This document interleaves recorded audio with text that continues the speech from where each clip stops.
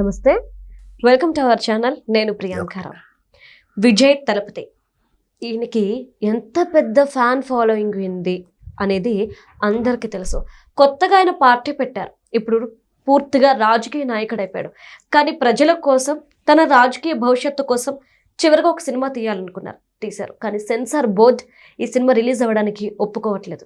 మరి ఇప్పుడు తమిళీలు ఏం చేస్తున్నారు?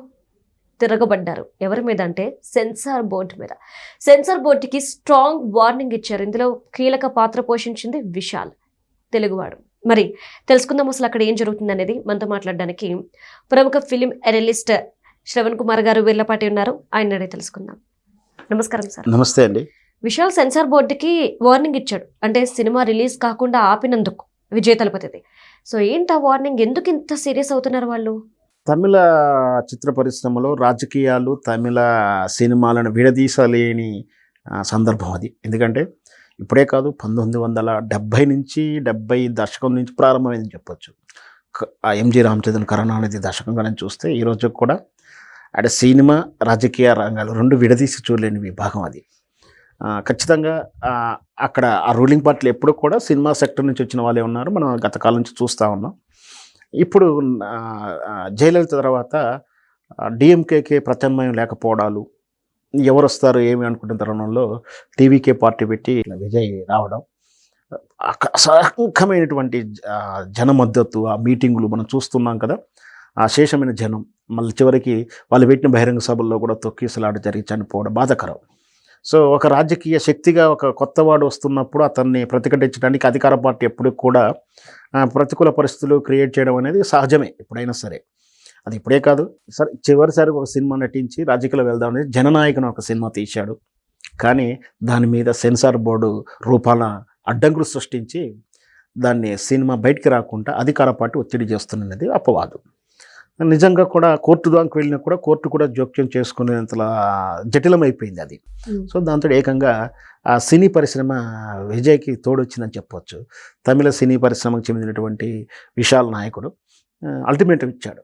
అసలు సెన్సార్ బోర్డుకు సినిమాకి ఏం సంబంధము? మా సినిమాలు మీరెవరు చేయడానికి? మీరు రాజకీయ కక్షలతోటి ఇట్లా వేధిస్తే అసలు మేము సెన్సార్ బోర్డు వద్దని చెప్పేసి మేము త్వరలో ప్రకటించి సమ్మెకు కూడా దిగే అవకాశం ఉంది. మీరు ఈ సినిమా పరిస్థితి ఏంటో తెలియజేయండి అంటూ కూడా ఆయన అల్టిమేటివ్ ఇచ్చారు. నిజంగా ఈ సినిమా అంటే ఒక నాయకుడిగా వస్తున్నప్పుడు ప్రతికూల పరిస్థితులు క్రియేట్ చేయొచ్చు, కానీ సినిమా మీద ఎంతకాలం ఆపగలుగుతారు? ఈ తరహా మనకు తెలుగులో కూడా జరిగింది. అప్పుడు ఎన్టీ రామారావు గారు ముఖ్యమంత్రిగా ఉన్నప్పుడు ఆయన మీద సూపర్ స్టార్ కృష్ణ గారు అపోజిట్ కాంగ్రెస్ పార్టీలో ఉంటూ నా పిలిపే ప్రభంజనం, ముఖ్యమంత్రి లాంటి చిత్రాలు తీశారు. వాటిని కూడా ఇవే ప్రాబ్లమ్స్. సెన్సార్ కట్టింగ్ చెప్పి పేర్లు మార్పిచ్చి సన్నివేశాలు మార్పిచ్చి అవన్నీ ఆ రోజుల్లో కూడా ఇబ్బందులు ఉన్నాయి. ఆ తర్వాత కాలంలో మనం చూస్తున్నాం, నిన్నగాక మొన్న కూడా ఆర్జీవి గారు తీసిన చిత్రాలు, పొలిటికల్ సటైరికల్ ఫిలిమ్స్, ఏకంగా రూపాలు పెట్టి అదో. అంతకుముందు కృష్ణ గారి చిత్రంలో కేవలం కథాంశం మాత్రమే ప్రేరణగా తీసుకొని సినిమాలు చేశారు. కానీ ఇప్పుడు మాత్రం ఆర్జీవి గారి దశకు వచ్చిన తర్వాత చూస్తే ఏకంగా రూపాలు పేర్లు కూడా సారూప్యత పెట్టేసి సినిమాలు తీసిన సందర్భాలు ఉన్నాయి. బయోగ్రఫీ తీయడం వేరు, కానీ ఇట్లా పొలిటికల్ సెటైర్లు తీయడం, వాళ్ళ కోణంలోనే ఆ సంఘటన తాలూకు చరిత్రను వక్రీకరించే కోణాలు చేయడం, ఇవన్నీ కూడా జరుగుతూనే ఉన్నాయి. ఇవన్నీ ఒక అయితే మరి విజయ్ గారి చిత్రంలో ప్రజలను చైతన్యవంతం చేసి వాళ్ళ అభ్యుదయం కోసం ఏం జరుగుతుందో అనే బహుశా అట్లాంటి కథనే ఉంటుంది. ఎన్టీ రామారావు గారు సినిమాల్లో చివరిసారి వస్తున్నప్పుడు నా దేశం లాంటి చిత్రాలు ఆ చివరి దశల్లో కూడా తన సందేశం, రాజకీయంగా రాబోతున్న సందేశం, ప్రజలు మార్పు కోరుకుంటున్నాడు, ఇండైరెక్ట్గా సినిమా కథాంశంలో చూపించాడు. అలాగే నాకు వచ్చిన డౌట్ ఏంటంటే, విషయాలు ఇప్పుడు స్ట్రాంగ్ వార్నింగ్ ఇచ్చాడు, అవసరమైతే సెన్సార్ బోర్డుతో సంబంధం లేకుండా మేము రిలీజ్ చేసుకుంటాం, మీతో మాకు పనేంటి?